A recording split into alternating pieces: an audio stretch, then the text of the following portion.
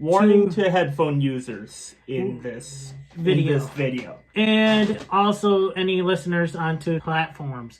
Yeah. We will be having some yelling, not towards each other, but there's going to be some yelling. There's going to be some yelling in this video. Just giving you a warning to turn down the speakers and stuff. Yes, just be prepared. Yeah, we go off the rails in this one.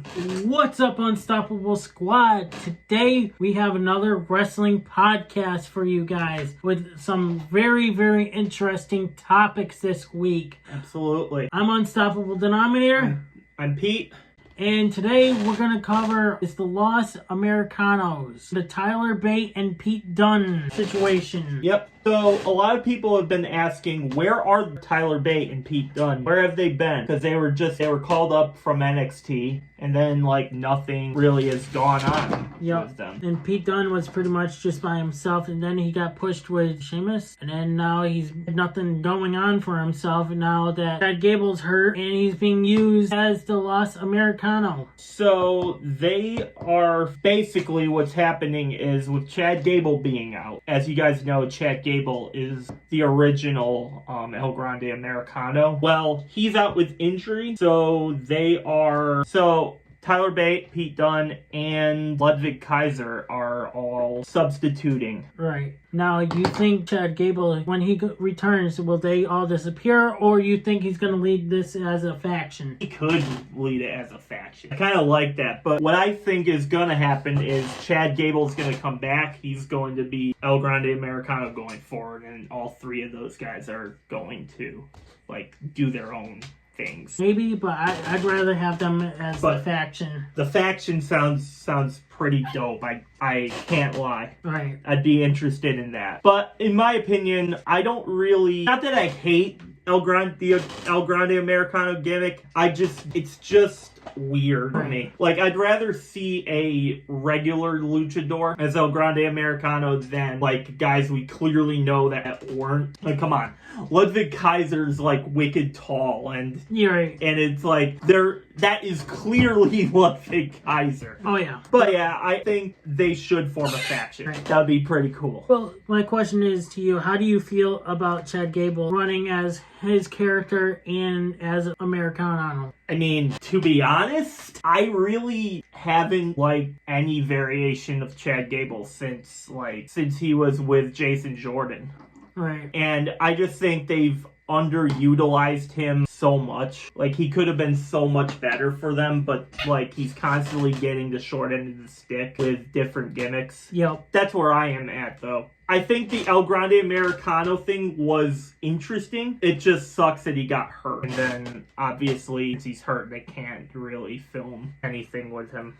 Yep. So it'll be interesting once he comes back, but we'll see where things lead into, if he's going to lead into a faction or not. Question is for you guys. What do you guys suggest? Do you guys think Tyler Bate, Pete Dunne, and Chad Gable should form a faction when he gets back, or not? Let us know in the comments. They pretty much don't have anything for Pete Dunne, Tyler Bate, and Ludwig Kaiser. That's so dumb too, because Pete Dunne is one of the most accomplished singles stars in NXT history. And Tyler Bate's good too. He's the first ever UK champion, and he was getting pushed when NXT UK was on. Yeah. And even in normal NXT, but it seems once they go up to the main roster from NXT, they either really good out the bat or you're going to not be used. Right. Because there's just so many guys and girls that they have to use. Unfortunately, Pete Dunne and Tyler Bate are another instance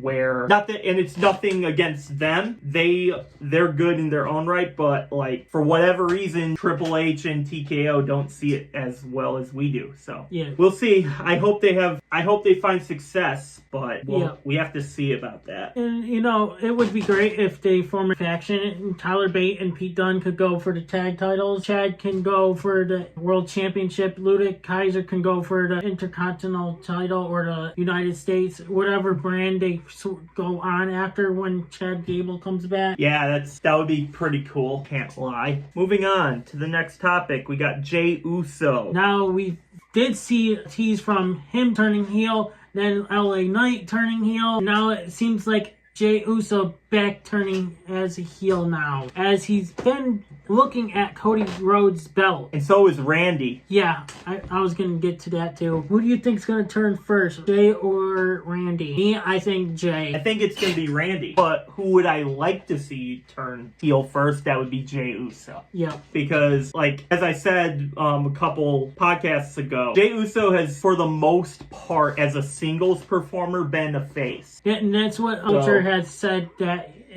Jey Uso has been a face for a long time. So, and he's wicked over with the crowd. And yeah. Remember, you know what this reminds me of, though? It kind of reminds me of the first time they tried turning Becky Lynch heel. Oh my God, yeah. And you're seeing it again with Jey Uso. Like, they want to pull the trigger and do something new with him, but the fans just won't boo him. Right. They refuse to boo him, and much like they did with Becky back a few years back, they just couldn't turn her heel successfully. I think the same is applying to Jey Uso right here. He's way too over with the crowd right now. And the thing is, it's gonna be tough to turn him heel, but if you tease it little by little each week until you try to get the fans away, like maybe, yeah, great for him to be interacting with the fans and stuff. Try to push him away from, like, do a little bit of this, but try to keep him away from doing the yeet all the time. Yeah. You know, tease him like slowly build it up over time, and then like at like a huge show, right, like WrestleMania or something, go for it. Or even at the Rumble. I think it's gonna be sooner. I think it's gonna happen probably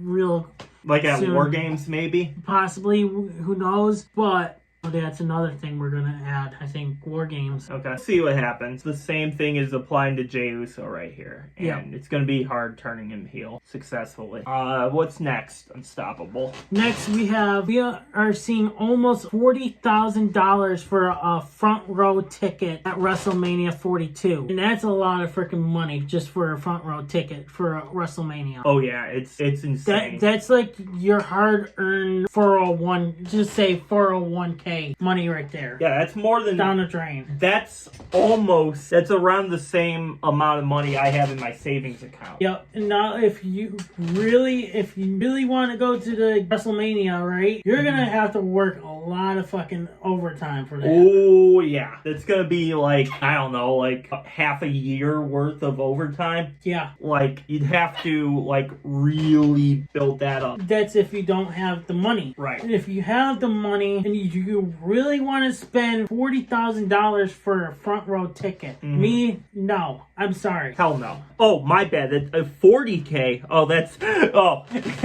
Yeah. Okay. Yeah, that's like... I was looking down here. I don't have that in my savings account at all. Neither do I. Like, that's almost double of what I got. Right, but like... Now that I'm... That's something... This is something you could use on a house, right? Or like on a sports car if you have the money. Not fucking wrestling tickets to like the biggest show of the year. Like sure, like it's on my bucket list, but I'm not gonna spend $40,000 for front row seat. That's fucking ridiculous. Who is gonna pay that much? Celebrities. Like Jelly Roll for sure. Jelly Roll has it. Like Bad Bunny.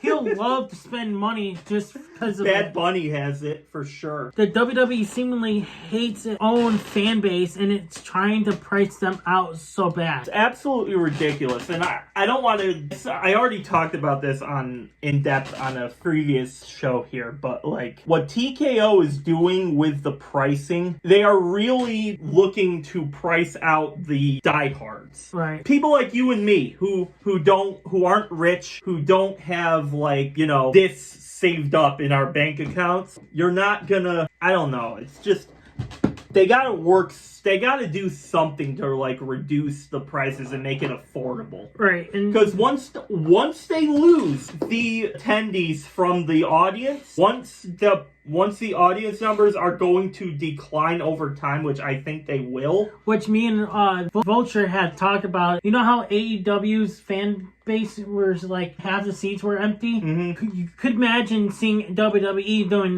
the fan base literally you see an arena, you see one half of the side is missing. Yep. Hit them where it hurts. If you don't like something, don't go to these events because, like, just watch it on streaming if you have it, or even if you think the streaming prices are too high, boycott that too. Right. Because nothing's gonna change until we show them that this is not okay. Like, I want to say like 99% of the audience that attends these events are just regular people. They're not celebrities. Yes, celebrities go to these events, but that's like a really, really small amount of people that go to wrestling shows. Right. And if you can go to an AEW event and not like blow all of your savings account versus WWE, where you need two freaking accounts just to pay for this. Yeah, I definitely suggest like the cheaper option and hit them where it hurts. Once they see that, they'll adjust accordingly. Yeah, definitely. Or they won't, and then they'll go under. So, TKO is pretty much seeming like. Now, do you think it's Triple H's fault or TKO? To me, it's TKO. Triple H. I think this is above Triple H. I think if Triple H was smart, I'd be like, hey guys, your guys are pricing the tickets. Triple H was in complete control of this, like he was in NXT, where he was the brains behind everything. There's no way we would be spending $40,000. Yeah, right. For front row tickets. Maybe they'll be $400. Maybe, but not $40,000. Maybe like 20,000, but not this much. It won't be. You wouldn't have to blow your life savings to attend a WrestleMania. All right. Like, yeah, I get WrestleMania is a big event, like a Super Bowl event, but that's insane. Yeah, I mean, you brought it up. Like, Super Bowl tickets are extremely high now. So like, and people refuse to go to them when they could watch from their home and not spend an arm and a leg. Yep. This is asking for 2 arms, a leg, and maybe like half your brain. It seems like you might have to sell your kidney for just this ticket. Yeah, like come on guys, reduce the prices. Hey, you know what? Here's my kidney. I want my $40,000. Right? I want $40,000 for it. Right? Yeah. That's completely outrageous. And until you guys see the prices going down, which I think they will. Eventually. It's not going to be anytime soon, but like they're gonna go down once the attendance is dropped enough. Yep. Like you see. Like, for example, at WrestleMania, when they had the attendance count up, yep. When it's down to, like, maybe 20,000 people instead of, like, 250,000 or whatever it is, when it's down that much, that's when we'll see You know what? It doesn't say if it's just for one night or 2 nights. It just says 40,000. Well, I'm going to assume, since WrestleMania 42 is a 2-day event, that those tickets are going to be good for 2 days. Hopefully. I could be completely wrong in that. Right. And if it's like for two nights, you have to have $40,000 for 2 nights. It's still outrageous, but they're not asking for like 80,000 for both. Like if this is for 2 nights, it's still outrageous, but that's not as bad as it could be. But it has to be. Until we find more details of this, if it's 80,000 for both nights, then that's outrageous. If it's 40,000, we could probably work with it, but it's still outrageous. It's still outrageous. Bring it down to $20,000 for fucking WrestleMania. All right, so next we have Bully Ray says John Cena needs to finish his WWE career at WrestleMania 42, and not this December. John Cena is currently set to have his last match this December, and has stated that his career will officially be over after 20 plus years after 2025. Why wouldn't you just stretch this out to April? It's just 4 more months. Should John Cena's last match be in a 20,000 seat arena? Probably not. Yes, Probably not. Probably not. I can see where he's coming from. But he had his last WrestleMania. Exactly. But it was already booked as his final WrestleMania. Right. So. But even though he gave WWE this much amount of dates, he should have extended. He could have had more opponents this year for his WrestleMania. Here's the thing. I get his stupid movies and stuff, but John Cena, this is your retirement tour. You should have gave him more dates. F the fucking movies. You can move on to movies after you fucking retire, you stupid. You can't see me. I can see you, you toothy bum fuck. Douchebag. Oh, you can't see me. I can't wait to say that to your face and say, oh, I can see you, John Cena.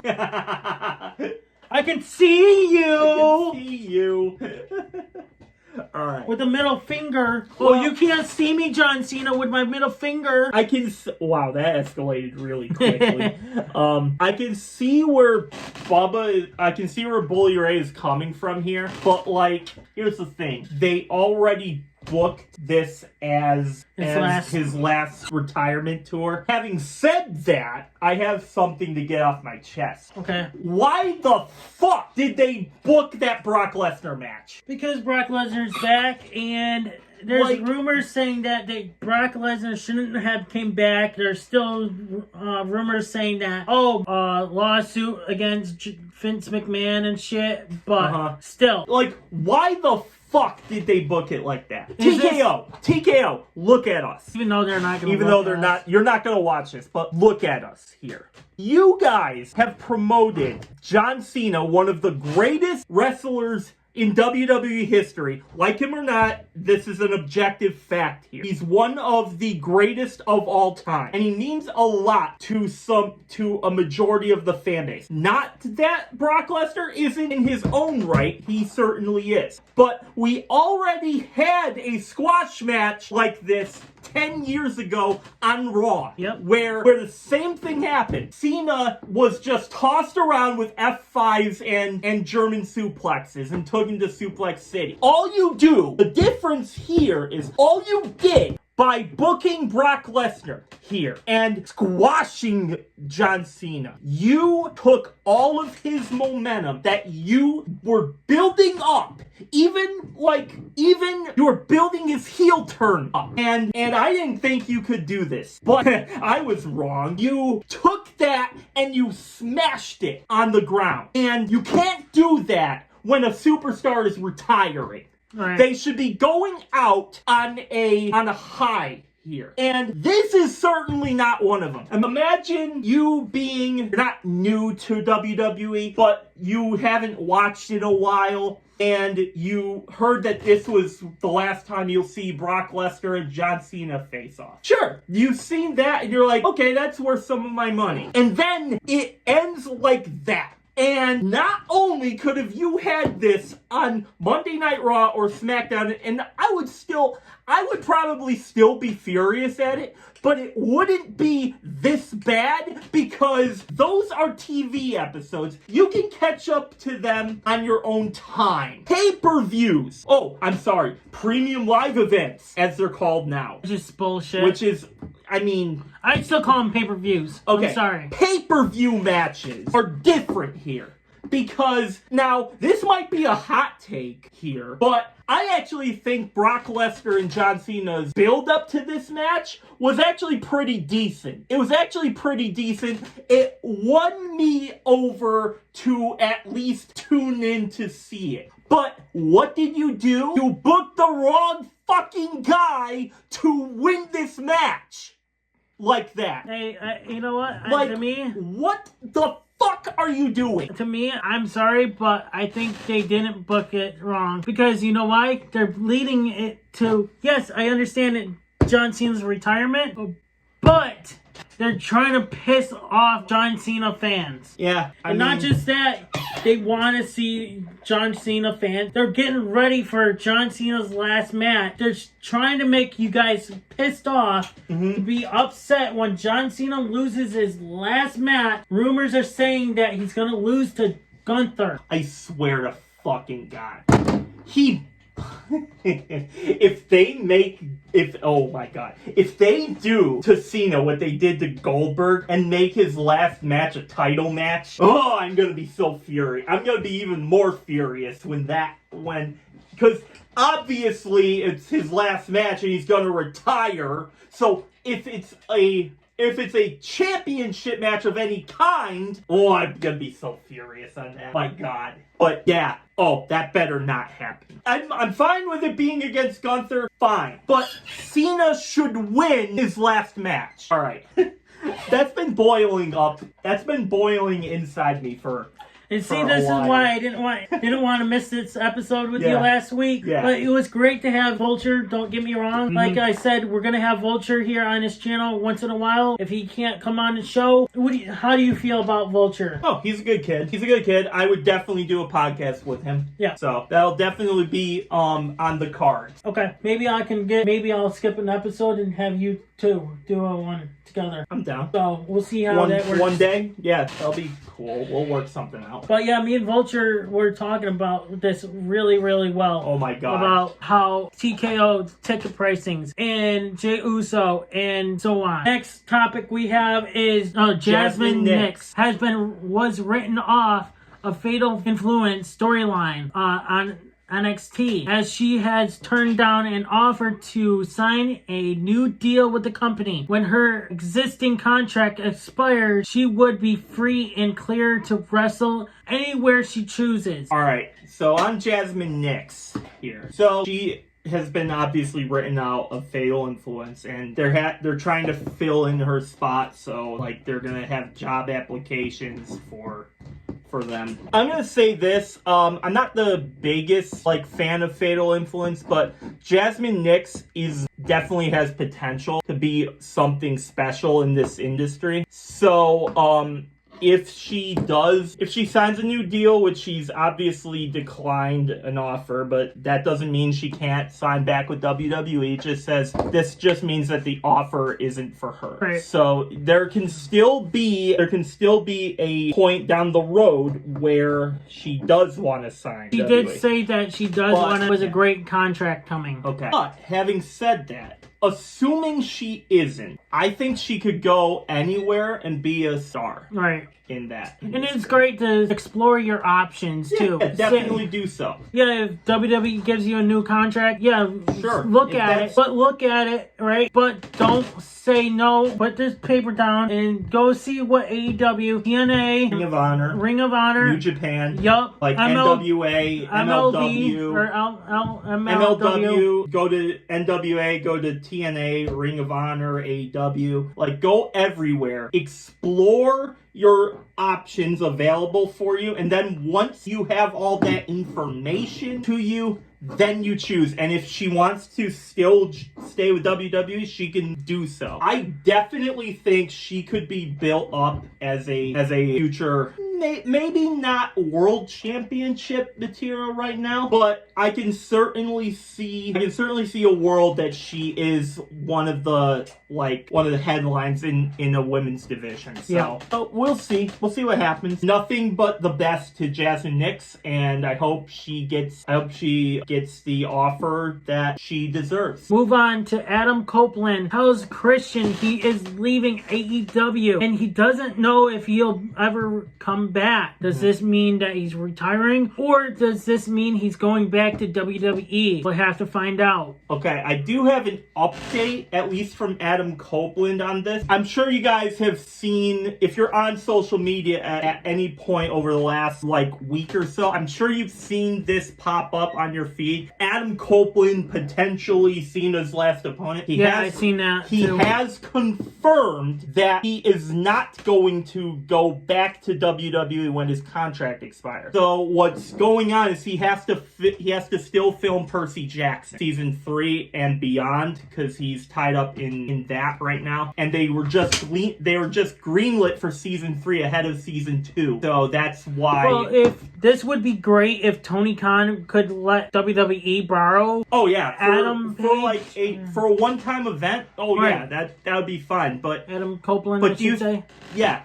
I'd be all for that if they can work something out, but I just have to be real here. I don't I don't think WWE wants any part of AEW right now. So, like, I don't know if that will be an option. Now, when he's told Christian he needs to find his, says it's okay, he understands, and tells him he lost his family to go To his. But Copeland tells him that he's always has his family in him. Yeah, so Edge is telling Christian that they're always going to be close. That's what that is saying. It's not like anything. Is it meaning also with his family? Does that mean go back to WWE as well? Maybe that's a hint. Like, again, Copeland has said that he's not gonna be in WWE. Having said that, can he come back? Like, if they work something out, sure, I'd be for that. But I'm just being real here. I don't see WWE making any sort of offer of like a partnership with AEW. So yeah, even though Edge is like a legend in WWE standards, he's an 11-time world champion. There is that, but I just don't see it.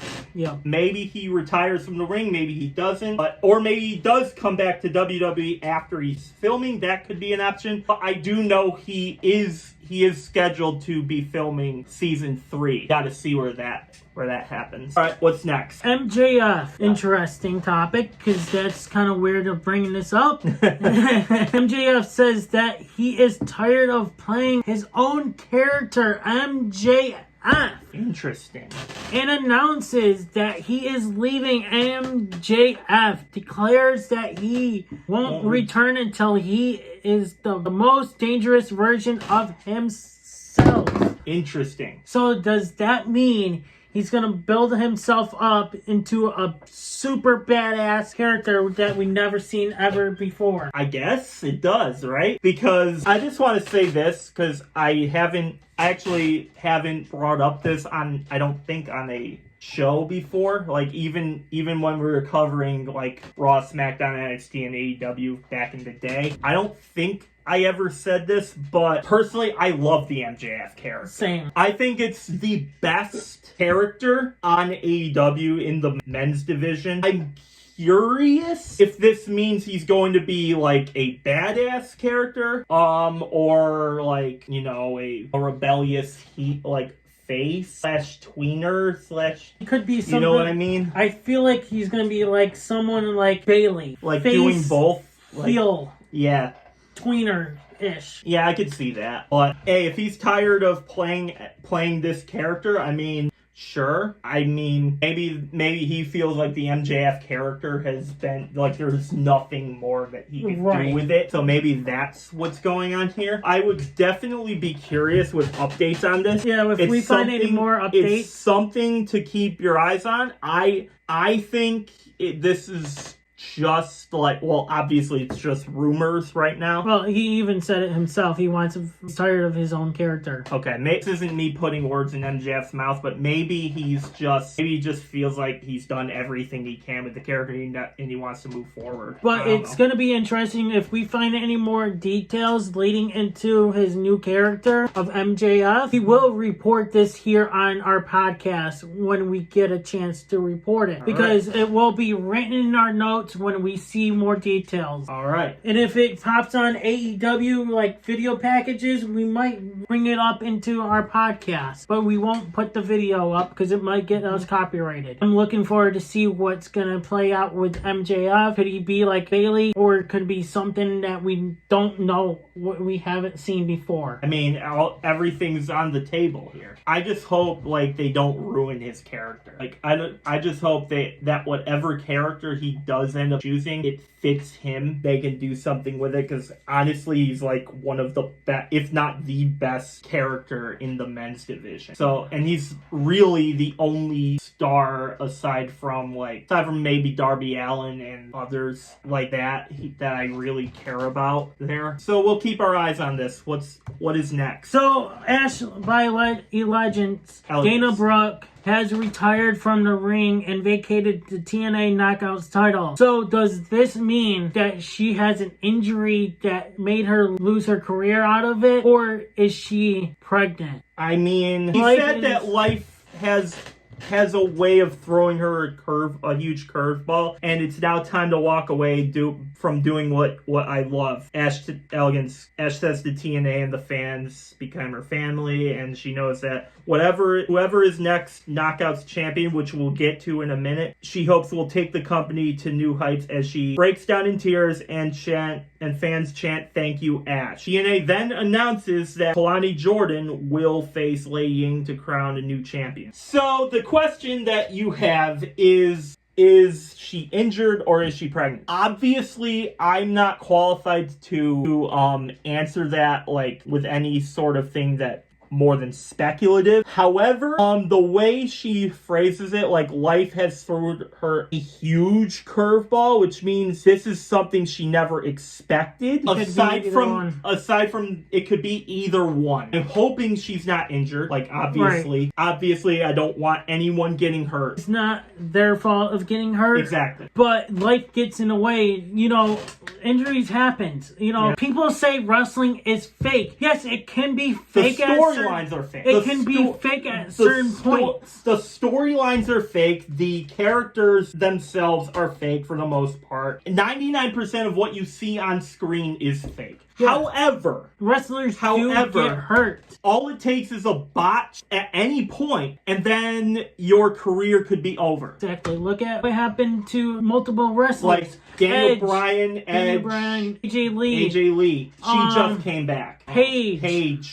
She came back, but obviously had that run in AEW. But these things happen. Now, if she is pregnant, again, I don't want to really dive too much into this. We're not trying to say rumor. If she is, congrats. But again, there's nothing remotely like true with any of this. This is just us talking about it. I do say thank you, Dana Brooke, aka Ash by Elegance. Yeah, thank you. Thank you and thank you TNA most importantly because WWE, in my opinion, really did her dirty. Oh yeah, definitely did. They didn't do nothing for her. They didn't do nothing with her, and I was at least happy that she got something. Like she got the title reign that she deserves. And hey, maybe that's the curveball she was talking about. Maybe it's like I have the championship now, and that's really all I really want to do. You know? Maybe. Maybe that's what it is. But who knows? Thank you, TNA, for giving her a chance. I hope whatever she does in the future is good. And if we find any more updates about her, we will also bring it up to the podcast as well. Yeah, absolutely. Any updates on everything that we talk about, it has continuing stories, we will definitely bring it up. Yep. Even if it takes us a day, a week or two to bring it up. Or whatever, however long it takes. Now next we got a spicy topic. Yes, which is interesting. Finally. This is the title of the vlog. The title of the episode of the podcast. Why did I put that as a title? It's because this is big. NXT and TNA Invasion pay-per-view or whatever they're going to call it. This is huge. This is absolutely massive. And nobody, I don't think we're ready for the type of stuff we're about to see here. No, we're not. This is the first time a brand is another brand from another company versus another company like this. In the first time in a while since we haven't seen WCW and WWE. Other companies have done it, but not in WWE. This is the first time a WWE brand is going to face another company. Well, I think Unstoppable is absolutely right here. This is huge. Like I wasn't watching NXT this week. I had other things to do. I tuned in, but I saw the headline here, and I was like, oh my god, they're about to pop off with like all sorts of crazy stuff. Now, did you see who actually returned from the ring of NXT? I saw Matt Cardona. There's a couple other people that has returned. I mean, again, I only saw Matt Cardona. So. There was a couple of them. All right, still. But there was this is huge for this company. But it's huge for WWE. huge. You guys don't know how big this is. I don't think we know how big this is, honestly. But my question is, I want to know your opinion is, frick is WWE taking TNA belts, but TNA is not taking WWE belts. Now, does that seem like WWE's also secretly buying TNA? Well, we already talked about that here. But I will say this. So I'm not going to get into that side, because we already talked about it on the last one we did together. But I will say this. You are right about one thing, though. There has been a lot more WWE superstars taking the TNA. Right. I wonder if this pay-per-view here, I'm going to call it pay-per-view, not a premium live event, just so that everyone's aware here. Oh man, it's going to offend WWE. Just so that everyone's aware, I think it is whatever.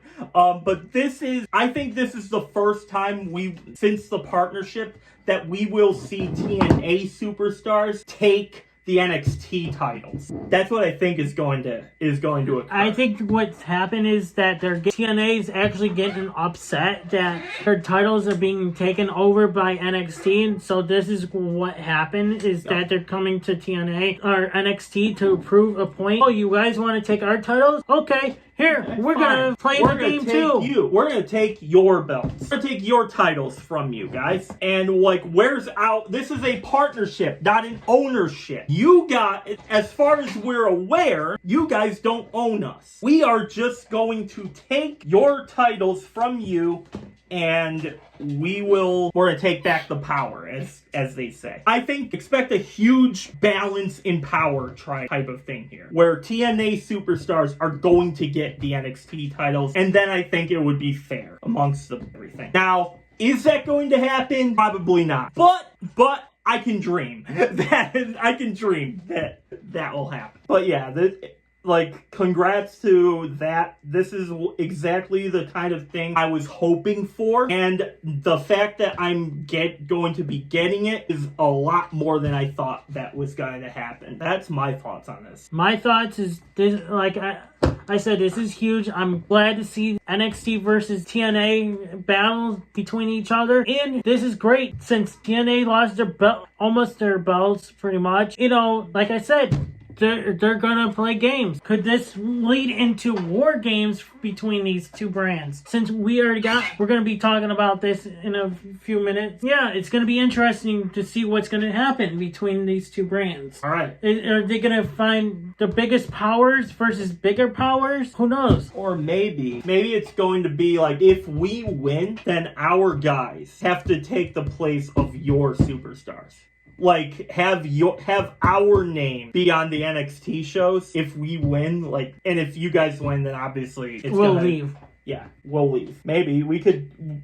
There's a lot of different avenues they could go. Speaking of that, we didn't mention that. Okay, well, it ties into this, sort of. Tiffany Jordan wins the TNA World Knockout Championship. Yeah, so congrats to her. But again, another NXT superstar winning, not a TNA superstar. This person here, Liang Li was Xia. So this is technically two NXT.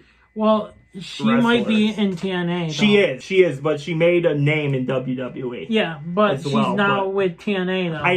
I know, but I'm just saying, technically here, this was an NXT. But anyway, yeah, it's massive for both promotions, and I'd love to see what's next. All right, next we got AJ Styles. He is, according to a bunch of different sources, Bleacher Report, Pro Wrestling Insider, CBS Sports, Yahoo, basically everywhere is reporting that AJ Styles is retiring in 2026. He did say he wants to be at next year's WrestleMania. That is not guaranteed, and he wants to retire before A, his body gives out on him, and B, he doesn't want to give a version of himself that isn't true to what he can do. Now, will he get one last title run? No, maybe? I don't think. I don't think so. If it is, it's going to be like a mid-card title, and it's gonna be probably pretty short. The only way I could see a major championship is if he wins the Royal Rumble, and then he has a championship match at WrestleMania. And let's say he wins there, and then he already announced his retirement after WrestleMania. What could happen there is he'll wrestle until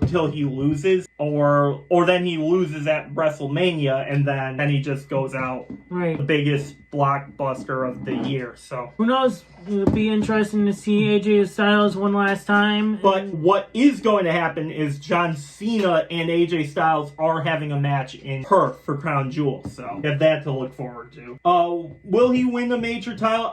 I don't see it. Like I said, if it is probably going to be like a short mid-card title reign. He is, in my opinion, one of the greatest wrestlers of all time. So yeah, who knows? I'm glad he's retiring where he always wanted to be. So well, like I said, we'll see what happens, and congrats to AJ Styles on announcing his retirement and stuff. But when it comes to that point, AJ, hell of a good job in your career from TNA and WWE and New Japan Pro Wrestling. Anyways, we're gonna move on. Nia Jax, I almost called her Nia. There was a wrestler that called her Nia. Tiffany, Straton, the Botch finish. So apparently it's either the referee mistimed the fall. That's what happened. There's also rumors that Nia Jax pretty much had forgot to kick out. Yeah, I mean, these things happen, right? If it was Nia Jax's fault, she could be getting a little punishment there. But if it was the referee's fault, then she might be getting a little punishment there too.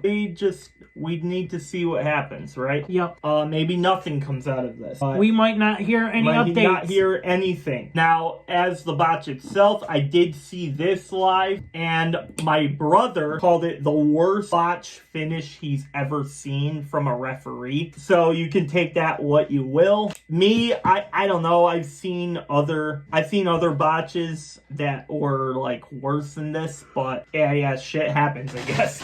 What's next? Jade Cargill was split open by Nia Jax. Now, like I said, is she gonna get punished for that too, or was it all I think she'll scripted? Get fined. I think if it wasn't scripted, I think she'll get fined. If it was, then obviously nothing. And a lot of people said Nia Jax is reported to be a dangerous worker. Now, if she wasn't really a dangerous worker, then she wouldn't have been signed with WWE again. But there are, unfortunately for Nia, there have been a lot of instances where it was directly involved in one of her matches where somebody gets hurt. Like, she had that thing with Becky Lynch. I believe she hurt Paige in her match, and that's what forced her to retire. I know there was something with Bayley. So there are at least three people right there that I can say that yes, she is a problem here. And maybe it's because she's too big. Maybe it's because this, that, and the other. Obviously, I'm not a skinny person myself. It's just to let everyone know. Yeah, we're not fat shaming anyone here. Because if anyone thinks that we're fat shaming, then you are literally a douche. I just want to throw that out there. Yeah, of course. Triple H versus HBK War Games match. Question is, Triple H and HBK be part of the match, or are they gonna find their respective people for their brand? Well, I can say one thing: Triple H won't be taking part in this match because he is medically retired. Hold on, whoa! Hold that brakes. So apparently, rumors are saying that Triple H is thinking about coming back to wrestle one more time. Okay. And I think me and Ultra had explained that in our last podcast. I did not see that. So, good information. I'll have to look that up myself. Well, if that's the case, then maybe he is going to be part of this. So, my opinion is, right, they don't be a part of, like, wrestling into this match, right? Just imagine. I'm just going to say this as my perspective. Say HBK beats Triple H's team. This could mean, oh, you're going to beat me? All right, let's fight in a ring at WrestleMania one last time. That's Maybe. what me and Vulture had brought up last I like time. that. I like that idea. So I think this match is gonna be for control of NXT. So if you think Triple H is a little jealous of how much HBK has been putting into NXT. I think so. Because don't forget, that was Triple H's baby at the time. Shawn Michaels came in and Took it over once Triple H got more pull with the main roster. Yep. And now that HBK has been in charge for a little bit, maybe Triple H didn't take, like, hey, hold on, I'm still the man around here. Yeah, maybe that. I'm still your boss, but we're friends, but that's my baby. And you don't touch my baby. You've been doing better than I could have done. Yeah. You got TNA now, You don't where touch I my couldn't even baby. do that. So yeah, I think that's gonna be an incredible storyline. I'm interested to see if it's gonna be, like you said, if Triple H and HBK are gonna wrestle, or are they just gonna pick people to support each brand? I'm personally leaning towards the latter. Anything can happen in We this. can find. We'll find out more details when it comes to it. Details when it comes to War Games. And you know what? This is going to be interesting because we haven't had NXT and the main roster War Games for a while now. So because they had SmackDown versus Raw versus NXT before for War Games. Yep. And was it for Survivor Series before War Games? I think it was just Survivor Series. And you know what? I would love to see this happen. I would too. We'll have to wait and see. Now this Is our last topic. Last topic on this episode of the podcast involves Joe Hendry. Do you believe in Joe Hendry? I believe in Joe Hendry. Oh shit, where is he? We just said his name. Where is he? Editor, put Joe Hendry there. Put his face right here. Right there. Oh man, he appeared. He appeared. Joe Hendry defeats Eric Young as he says goodbye to TNA Wrestling. After the match, Hendry celebrates with the crowd as he waves goodbye and gets emotional as they say TNA will always be his home on commentary. This comes after it was previously reported that Joe Hendry is expected to sign a full-time deal with WWE imminently as we head into 2026. And there's also rumor, this part is rumor, where if you're gonna talk about that, hold on. Could this mean that we could see Joe Hendry in the Royal Rumble? well, he's been in the last he was in the last one. Could he be a surprise entry again? I mean, I don't see why not. Or will they announce him being in the Royal Rumble? I hope they keep it silent, but you know WWE, like, stuff gets around on the internet all the time, it seems, and all the surprises are spoiled for us anyway. There's someone in the WWE, like in a creative team, is like getting all these things happening.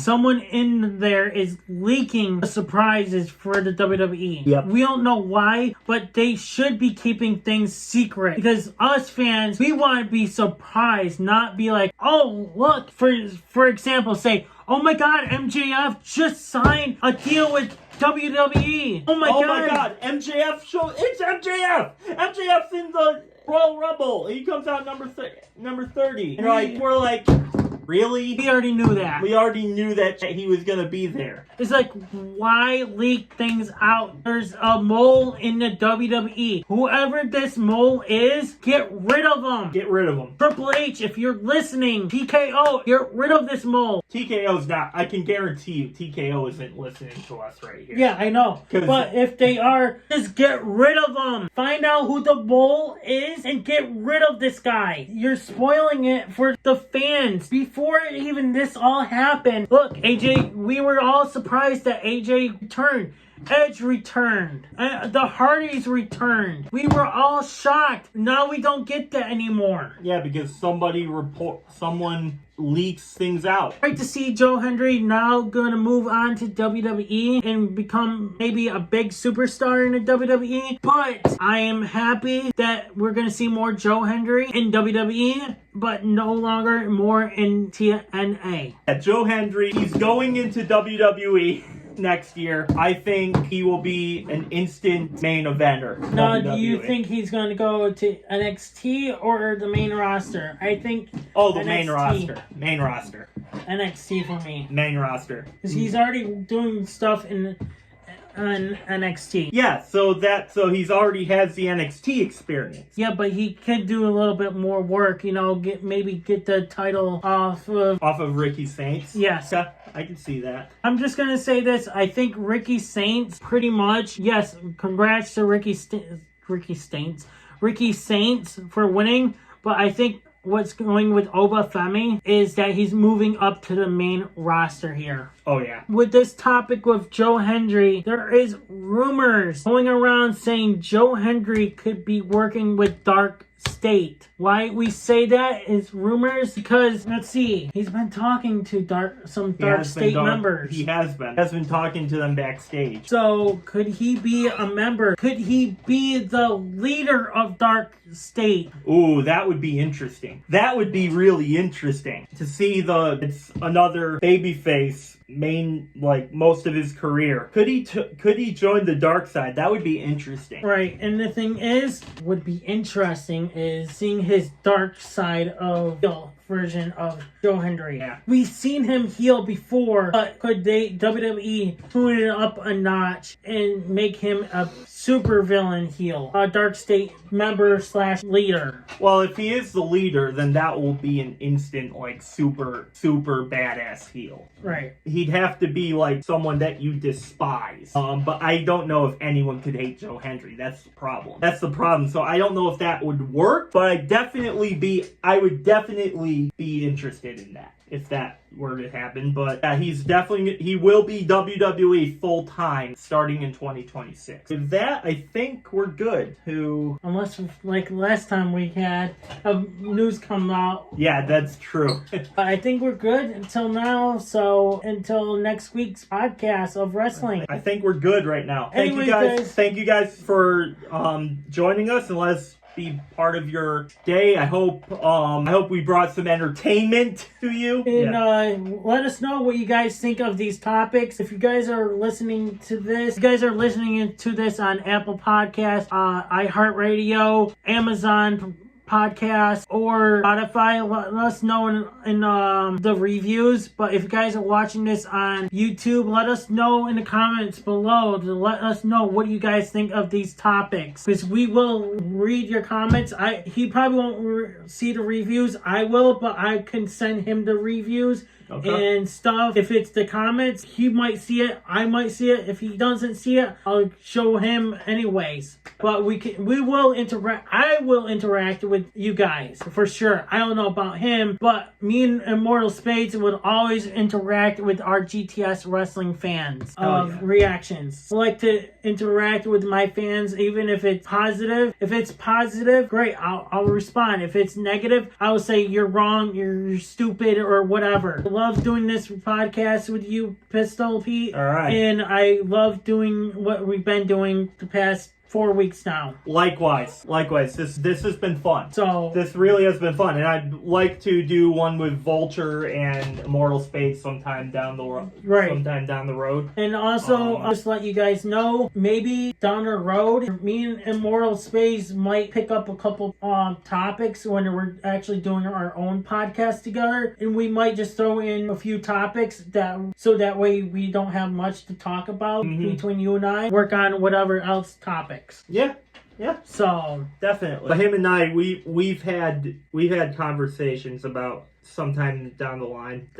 He also did mention that we should slowly bring back our old shows like we used to do, results and stuff. But he says we should work into that slowly. Yeah. But maybe down the road when, say if I'm on vacation or something, or he's on vacation or you're on vacation, do a show or something. Stay tuned, guys. Thank you guys for watching. Like, share, comment, and subscribe, because all 4 things are free, and free. Remember, all free. I'm Unstoppable. I'm Pete, and we're done. Peace. Is here, and if you don't subscribe to Blonde and the unstoppable Denominator, then you are a toothy bumfuck, pussy ass bitch motherfucker.